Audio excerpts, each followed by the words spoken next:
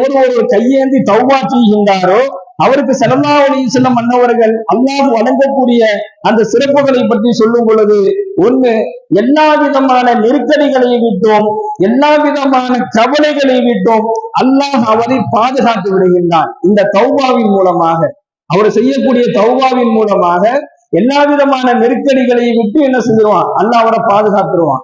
ஏன் இதை சொல்றாங்க அப்படின்னு சொன்னா, பாவம் செய்வதன் மூலமாகத்தான் அல்லாஹ் நெருக்கடியை கொடுப்பான். பாவம் எப்போ நம்மிடத்துல அதிகமாக வர ஆரம்பிச்சிருக்கோ, செய்ய ஆரம்பிச்சுட்டோமோ, அப்பவே என்ன செஞ்சிடும்னா நெருக்கடிகள் வர ஆரம்பிக்கும். பொருளாதார ரீதியாக, குடும்ப ரீதியாக, வியாபார ரீதியாக, மன ரீதியாக, உடல் ரீதியாக, எப்படி வேணாலும் வரும்.